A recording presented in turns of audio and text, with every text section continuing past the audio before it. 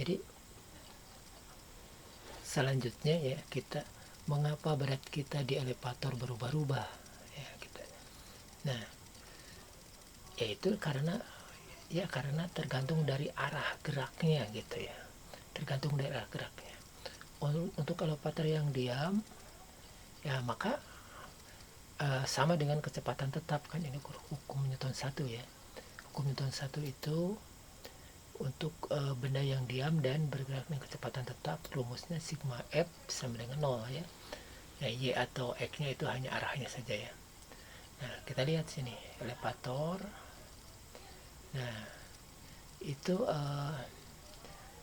kalau kecepatan tetap ya, kecepatan tetap tidak tergantung arahnya ya. Pokoknya kemana saja, karena kalau menghasilkan 0 berarti arah tidak berpengaruh gitu ya. Nah, entah diam atau bergerak dengan kecepatan tetap, maka arah dari gerak itu boleh kita abaikan. Nah, ini lagi ke atas ataupun lagi ke bawah dengan kecepatan tetap, maka ya tentu saja sigma F sama dengan 0. Nah, maka misalkan geraknya ke atas ya, geraknya ke atas kan berarti ini gaya normal ya, gaya normal yang ke atas ya. Kalau di sini kan di lantai ya, ini kan gaya normal dari lantai pada orang ya. Nah, N itu kan. Kemudian ya orang ini punya gaya berat ke sini kan. Nah, W itu kan.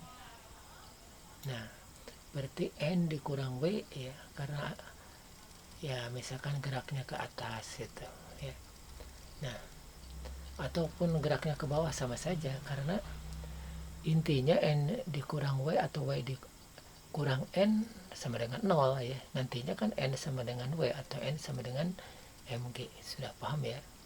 Ini di sini ya, kalau sama dengan 0, N dikurang W sama dengan 0, atau W dikurang ya, W itu mg ya, atau W dikurang N sama dengan 0 sama saja ya. Jadi N sama dengan mg itu. Selanjutnya bagaimana kalau misalkan ya, untuk elevator yang sedang bergerak dengan percepatan A. Nah, kalau ada percepatan A berarti hukumnya bukan satu lagi tapi hukum 2. Nah, sigma F ya, ini kita perbaiki ya, sudah kita perbaiki. Nah, jadi sigma F sama M kali A.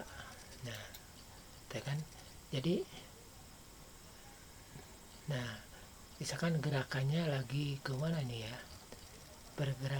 sedang bergerak ya. Nah, dalam ini berarti kalau N positif berarti gerak ke atas ini, geraknya ke atas. Nah, gerak ke atas misalkan tentu saja N dikurang M kali G sama M kali A ya. Nah, kalau M kali A tidak 0, maka N dikurang MG tidak sama dengan MG dikurang N, karena bukan 0 ininya ya. Nah, ini untuk gerak ke atas. Nah, berarti N kan geraknya ke atas, N positif, MG negatif, sama M kali A ya. Maka nah, dengan hukum 2 Newton ini, nah MA jadi N sama dengan MG ditambah MA itu ya. Nah, bagaimana kalau sedang bergerak ke bawah ya? Kalau sedang bergerak ke bawah berarti MG yang positif, N yang negatif. Nah, ya kan? Jadi kalau gerak ke bawah N nya negatif, MG positif. Nanti berarti gaya normal ya. Jadi berat itu adalah gaya normal. Nah, berarti gaya normal itu adalah, nah N nya kan negatif, berarti N ya. Jadi kalau geraknya ke bawah ya, kalau gerak yang ke bawah ini ya kira. Berarti kalau gerak yang ke bawah MG ya, sigma F sama M kali A ya. Nah, MG dikurang N sama dengan M kali A ya. Nah gitu. Nanti N-nya ya, N yang ditanyakan. Jadi berat benda itu yang terukur itu adalah dilihat dari gaya normal ya. Nah dari ini gaya normal. Nah bagaimana kalau benda geraknya ke bawah ya? Kalau gerak ke bawah tentu saja N ini negatif, pindah ke kanan jadi positif, MA kanan positif pindah ke jadi negatif ya. Nah intinya nantinya jadi begini, N itu adalah